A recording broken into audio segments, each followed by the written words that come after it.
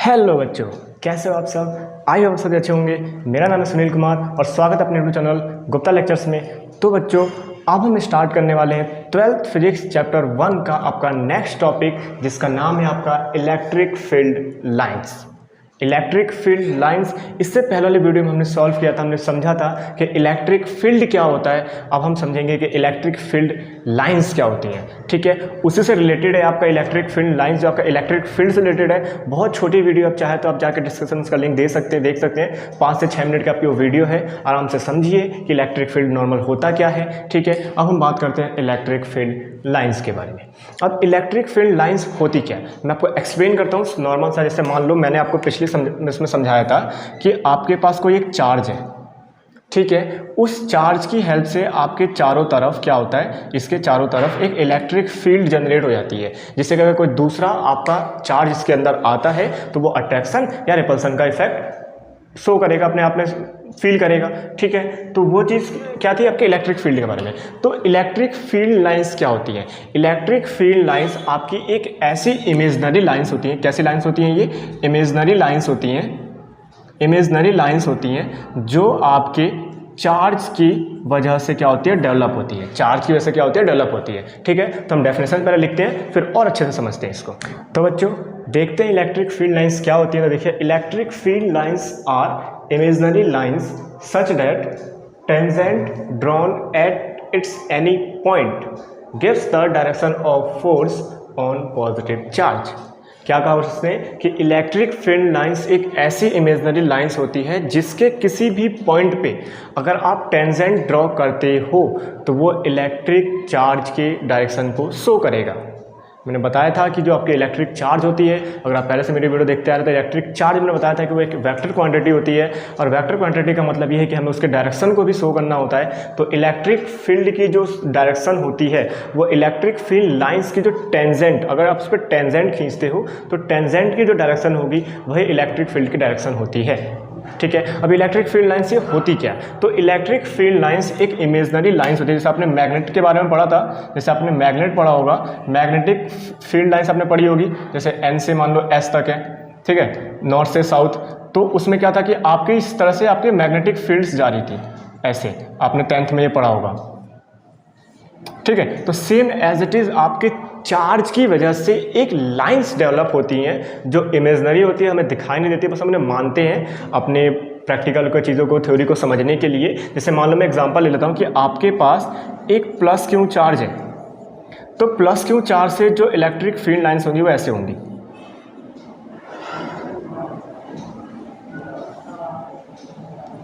ये आपकी जो चार्ज होंगी, जो इलेक्ट्रिक फील्ड लाइंस होंगी वो ऐसे होंगी। ठीक है, यानी आपकी जो प्लस पॉजिटिव चार्ज यानी प्लस वाले चार्ज की हेल्प से जो आपकी इलेक्ट्रिक फील्ड लाइंस होती हैं वो बाहर की तरफ होती हैं और आगे बढ़ती रहती है स्ट्रेट। क्या करती है? आगे बढ़ती रहती है। लेकिन अगर माइनस चार्ज हो, मान लो आपका माइनस चार्ज हो, तो माइनस चार्ज की हेल्प से जो आपकी इलेक्ट्रिक फील्ड लाइंस होंगी वो ऐसे होंगी, अंदर की तरफ।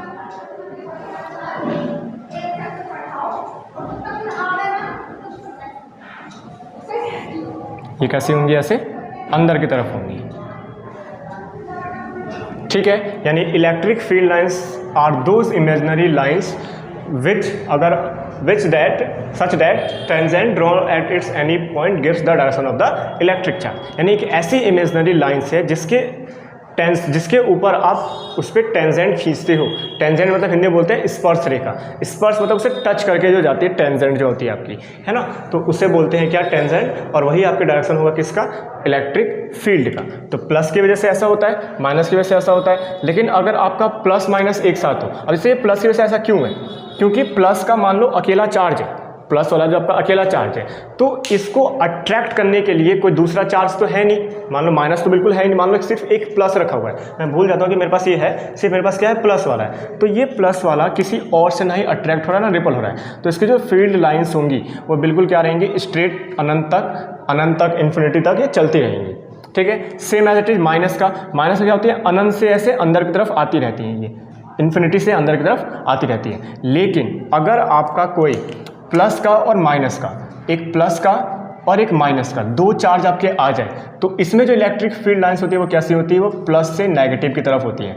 प्लस से कैसी होती है, नेगेटिव की तरफ। यानी क्या करेगा, ये प्लस वाला इसको अट्रैक्ट करने की कोशिश करेगा, इसको खींचने की कोशिश करेगा, तो प्लस से नेगेटिव की तरफ ऐसे होती हैं, ऐसे, ठीक है, ऐसे।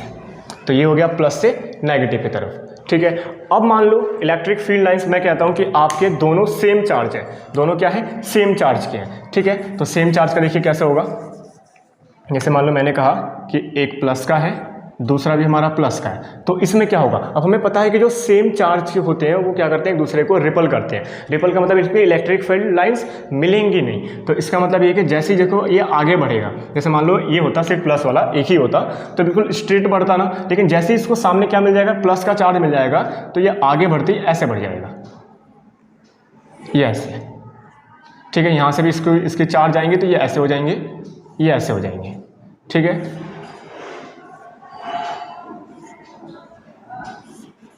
हो गया यहाँ तक, ये ऐसे, ये इधर निकल जाएंगे, ये इधर निकल जाएंगे अपने, ये इधर निकल जाएंगे, और यहाँ पे बीच में जो खाली प्लेस रह जाता है इसे बोलते हैं न्यूट्रल पॉइंट।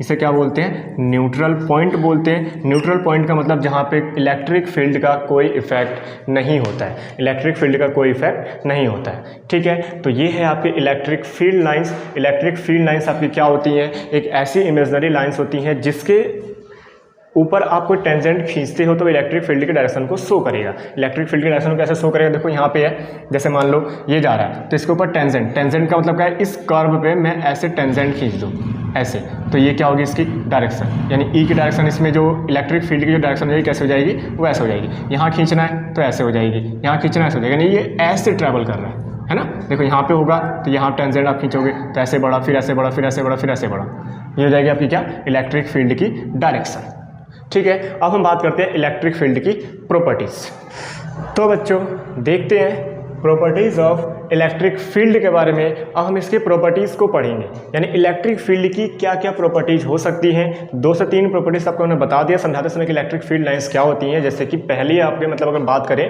तो क्या दिया हुआ है, electric field lines, electric field lines start from positive charge and terminate at negative charge.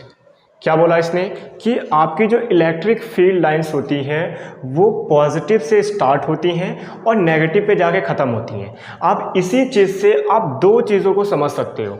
आप 2 चीज़ कैसे, अभी मैंने आपको बताया था कि मान लो आपके पास कोई पॉजिटिव चार्ज है तो पॉजिटिव चार्ज की वजह से आपकी इलेक्ट्रिक फील्ड लाइंस कैसी होती हैं, बाहर की तरफ होती है ना, ठीक है, और नेगेटिव चार्ज की वजह से आपके अंदर की तरफ आती हैं। तो इसने यही बोल रखा है, इसमें यही बोल रखा है कि जो आपकी electric field lines start from positive, positive से स्टार्ट होती हैं and terminate at negative charge, और नेगेटिव चार्ज अगर हुआ तो उस पर आके टर्मिनेट होती है, यानी उस पर आके मिलती हैं, ठीक है। ये तो ऐसे समझ सकते हो। दूसरा भी ये समझ सकते हो कि अगर एक पॉजिटिव है और एक नेगेटिव है तो क्या मतलब हुआ इसका कि पॉजिटिव से स्टार्ट होकर कहाँ जाएगी, नेगेटिव पे, पॉजिटिव से स्टार्ट होकर कहाँ जाएगी, नेगेटिव पे, पॉजिटिव से स्टार्ट होकर कहाँ जाएगी, नेगेटिव पे। तो पहली प्रॉपर्टीज ये है कि आपकी इलेक्ट्रिक फील्ड लाइंस कहाँ से स्टार्ट होती है, पॉजिटिव से स्टार्ट होती है और नेगेटिव पे जाके मिलती है, खत्म होती है, राइट, ठीक है।